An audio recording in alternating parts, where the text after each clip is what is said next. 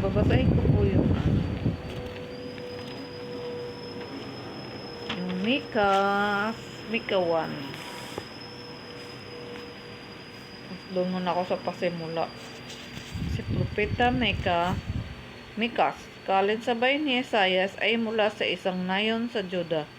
Naniwala siya na malapit nang danasin ng Juda ang uri ng pambansang kapahamakan tulad ng hula ni Amos sa Israel. Gayon din, parurusahan ng Diyos ang mga tao dahil sa kawalang katarungan. Gayon man, ang pahayag ni Mikas ay nagtataglay ng higit na malinaw at kapansin-pansin palatandaan ng pag-asa para sa hinaharap. Kapansin-pansin ang mga bahaging naglalarawan sa kapayapaang pandaigdig sa ilalim ng paghahari ng Diyos.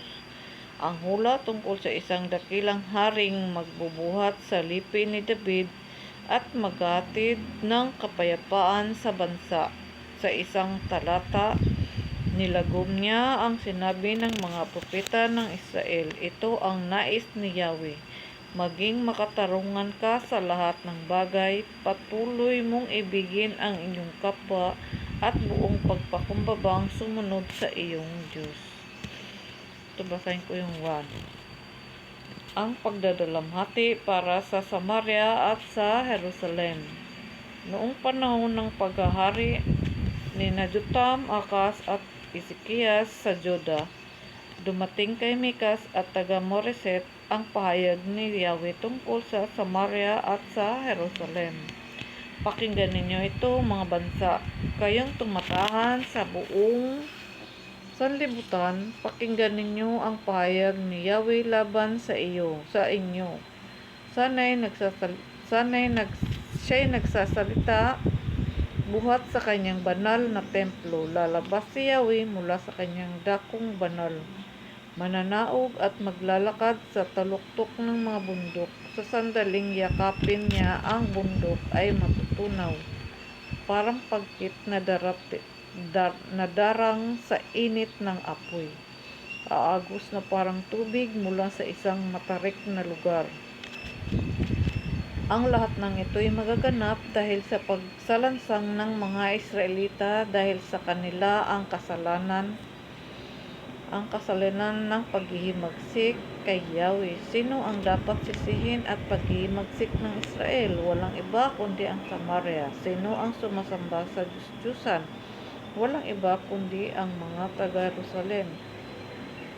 Kaya't sinabi ni Yahweh, gigibain ko ang Samaria at lubusang iguguho hanggang siya'y maging isang bunton ng lupa na angkop lamang pagtaniman ng ubas. Paguguhuin ko papunta sa kapatagan ang kanyang mga bato upang malantad ang kanyang mga pundasyon. Madudurog ang lahat ng naroroong larawang inanyuan. Masusunog ang lahat ng handog ng mga sumasamba roon. At pati mga Diyos-Diyusan doon ay mawawasak. 10 ng mga dambana nito. Pagkat ang mga ito'y nagmula sa mga handog ng mga sumasamba sa Diyos-Diyusan. Kaya't gayon din magbabalik. Dahil dito, mamimighati ako at tatangis. Lalakad akong hubad at nakayapak. Mananangis akong gaya ng mga asong gubat at magluluksang tulad ng mga abistros, sapagkat ang sugat ng Samaria ay hindi na gagaling. Ang sugat na ito'y daranasin din ng Juda. Wawasakin ang Jerusalem, ang tirahan ng liping aking hinirang.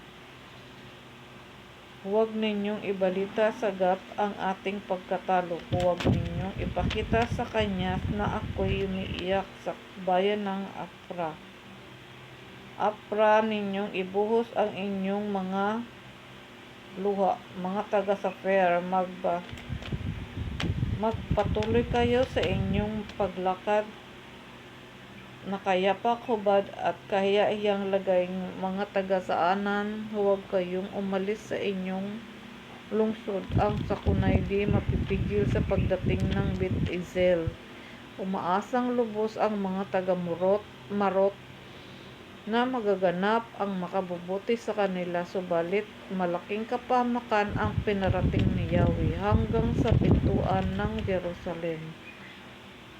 Mga taga-Lakis, isangkaw agad sa mga karwahe ang mabilis na kabayo. Kaya ang nag-akay sa Jerusalem upang magkasala, sapagkat tinularan ninyo ang kasamaan ng Israel. Kaya't paghihiwalay ninyo, bibigyan mo ng mga kaloob ang Moreset, Gat.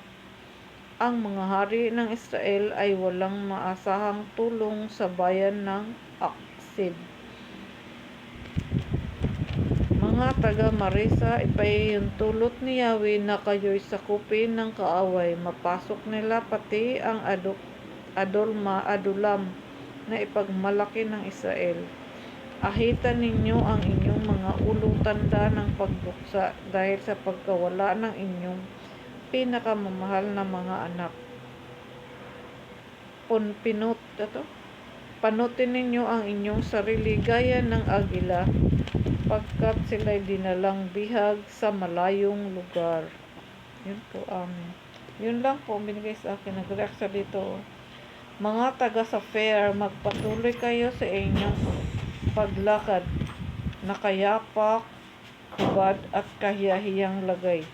Mga taga Sanaan. Dito nag-react siya dito sa 11. Yun lang po, binasa ko yung buong 1 ng Mika. Tapos yung una, yung dito sa verse 5, binigay niya sa akin yung verse 5. At dito siya umano sa sa walang iba kundi ang Samaria. Doon siya umano sa kundi ang Samaria doon. Kung siya umano yung Holy Spirit. Binasa ko to. Yung isa naman. Ano ibibigay sa akin. Salamat po kung kayo nakikinig. Mga amigo-amiga, baka, at syempre, salamat sa Panginoon sa mensaheng binigay niya sa akin ngayon at sa aking Holy Spirit na nagturo ng mensaheng ito. At ako'y sinugo niya dito. Tumuntong siya doon sa word na sinugo. Salamat, nag-react na po siya. Salamat po. Salamat sa inyong pakikinig. God bless everyone. Kapayapaan para sa lahat.